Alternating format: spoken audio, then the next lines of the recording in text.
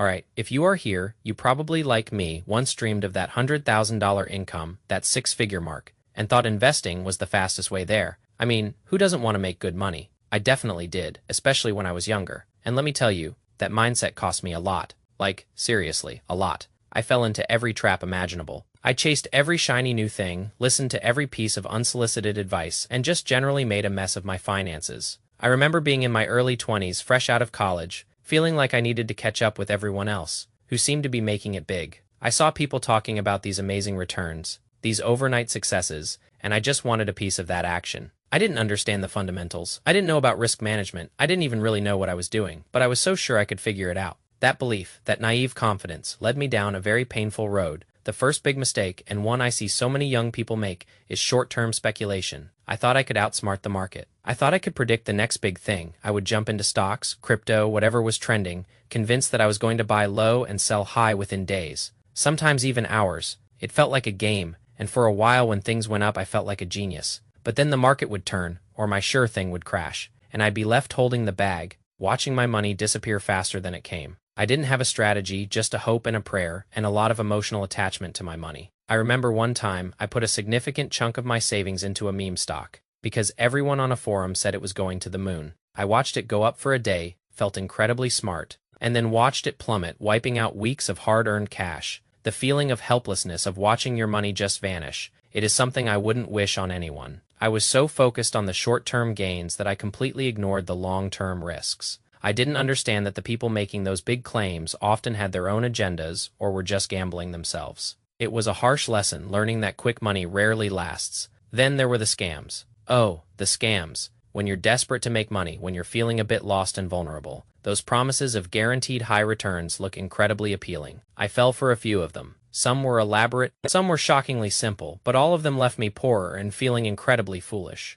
I remember one particular scheme. It promised daily returns that seemed too good to be true, and guess what? They were. They had a slick website, testimonials. Everything looked legitimate on the surface. I started with a small amount, saw some returns, and then, feeling confident, put in a much larger sum. Of course, the moment I put in the big money, the website went dark, the contact numbers stopped working, and my money was gone. Just like that. It was a crushing blow, not just financially, but emotionally. It made me question my own judgment, my own intelligence. It is easy to look back now and say, how could I have been so stupid? But when you're in that moment, with the allure of easy money flashing before your eyes, it is incredibly hard to see the red flags. I learned that if something sounds too good to be true, it almost always is. There are no shortcuts to real wealth, only consistent, disciplined effort. Another massive pitfall was not understanding risk management and going all in. I had this idea that if I believed in something, I should put everything I had into it. Diversification was a foreign concept to me. I would put all my eggs in one basket, sometimes even borrowing money to do so, convinced that this was the way to maximize my returns. It was incredibly reckless. I remember putting almost my entire savings into a single cryptocurrency, convinced it was the future. I watched the price fluctuate wildly, my heart pounding with every dip and rise. When it finally crashed, I lost a huge chunk of what I had saved. The stress, the anxiety, it was unbearable. I couldn't sleep. I couldn't focus on anything else. I was constantly checking my phone, hoping for a miracle that never came. It taught me a very painful lesson about the importance of not risking more than you can afford to lose, and the absolute necessity of spreading your investments across different assets. Never put yourself in a position where a single bad investment can wipe you out. It is just not worth the emotional toll, let alone the financial one. And then there was emotional trading. This one probably encompasses all the others. My decisions were driven by fear and greed, not by logic or analysis. When the market was going up, I'd get greedy, wanting more, pushing more money in. When it started to dip, I'd panic sell, locking in my losses, only to watch it rebound. Moments later, it was a constant cycle of regret and frustration. I remember checking my portfolio dozens of times a day,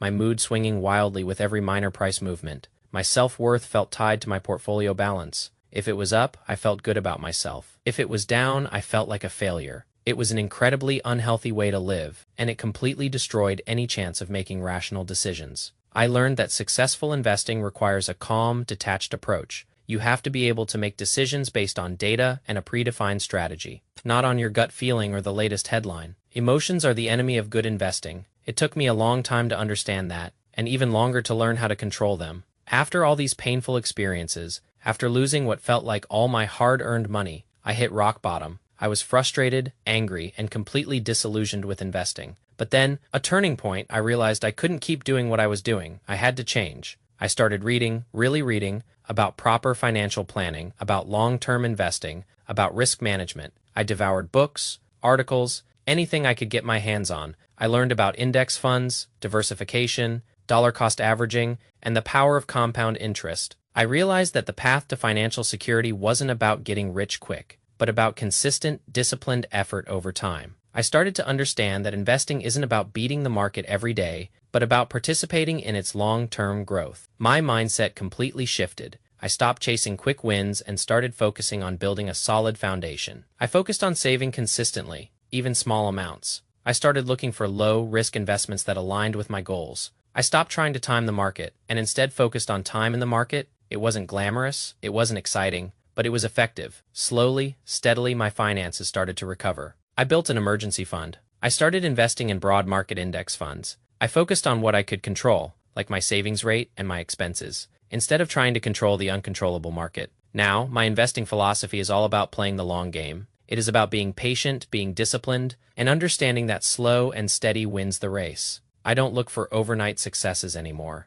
I look for consistent, sustainable growth. I've learned to appreciate the power of small, regular contributions over time. It is not as exciting as chasing a meme stock, but it is a lot less stressful and a lot more effective. I've learned that true financial freedom comes from understanding the basics, from avoiding the common pitfalls, and from having a clear, long-term plan. My journey has been a tough one, filled with expensive lessons, but those lessons have been invaluable. That is why I'm here now, sharing my experiences, hoping that my mistakes can help you avoid making the same ones. I don't pretend to be a financial guru. I'm just a regular guy who made a lot of mistakes and wants to share what I learned from them. I want to help young people, especially those in their 20s, navigate the complex world of personal finance without falling into the same traps I did. My advice now for anyone starting out is to focus on a few core principles. First, prioritize building an emergency fund. Having 3 to 6 months of living expenses saved up is crucial. It gives you a safety net and prevents you from having to sell investments at a loss if an unexpected expense comes up.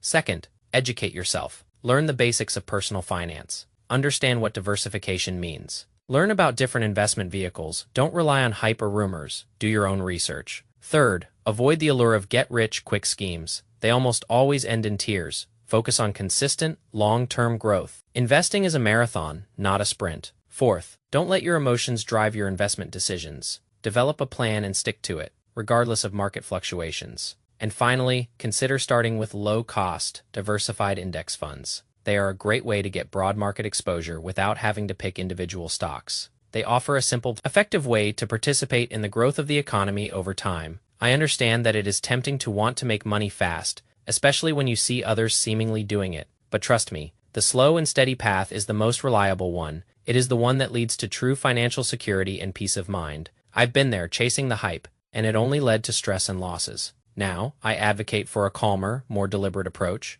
It is about building wealth responsibly. One step at a time, it is about understanding that real wealth is built on a foundation of knowledge, discipline, and patience. This isn't about telling you what you should or must do. This is just me, sharing my own failures, and what I learned from them. I hope my experiences can serve as a cautionary tale, a reminder that the path to financial well-being is often less about brilliance, and more about avoiding big mistakes. If I can save even one person from the pain and frustration I went through, then sharing my story is worth it. So, let's learn from the past, embrace sensible strategies, and build a more secure future together. Remember, it is okay to make mistakes, but it is even better to learn from them, especially when they are someone else's mistakes. Take care of your money, because no one else will do it for you. And always, always prioritize understanding over speculation. That is the real lesson I learned, the hard way.